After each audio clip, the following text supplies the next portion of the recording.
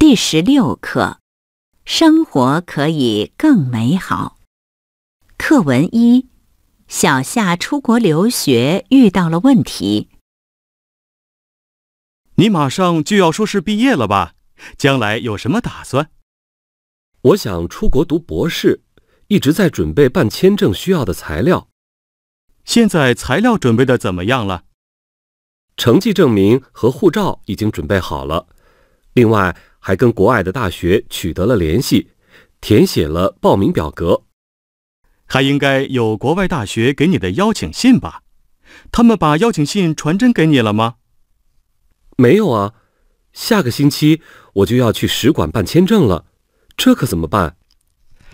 这可是个大问题，我也不太清楚。我帮你查一下学校的电话号码，你打电话问一下吧。课文2，王老板告诉李进自己成功的经验。谢谢您带我参观您的公司，在参观过程中我很激动，有个问题一直想问您。好啊，小伙子，咱们一边吃西瓜一边聊。您从大学毕业开始工作到现在才10年时间，怎么给公司赚了这么多钱？这让我非常吃惊。我想向您学习一下成功的经验。这个问题，以前一个记者也问过我。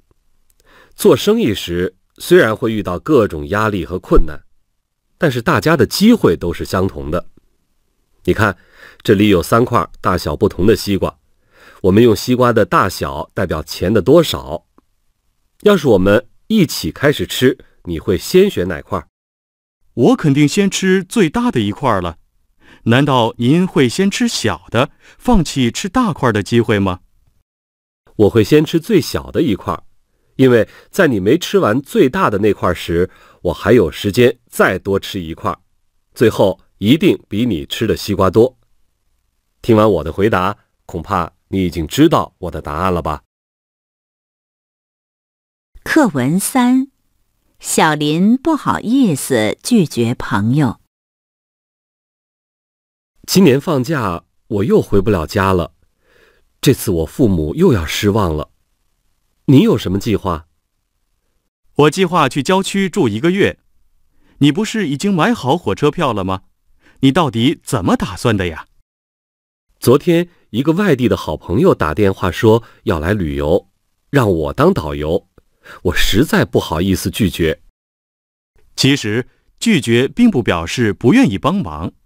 遇到解决不了的问题或者无法完成的任务时，拒绝正好说明你对朋友负责，这也是对你父母负责的态度。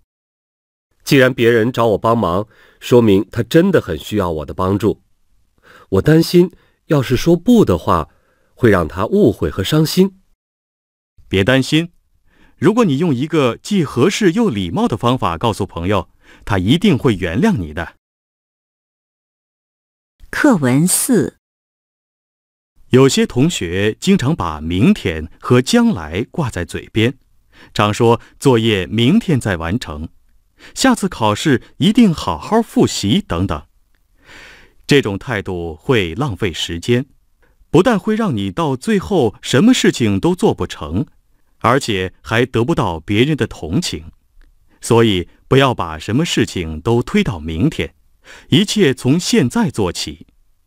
就拿学汉语来说吧，首先要注意课前预习，找出第2天要学习的重点。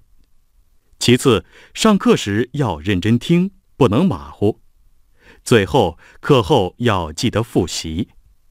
只要这样，汉语就能越学越好，越说越自信。课文5，当你认为自己在哪方面很优秀时，千万要冷静，不要骄傲。因为这个世界很大，天外有天，人外有人。很可能有人在这方面比你更厉害。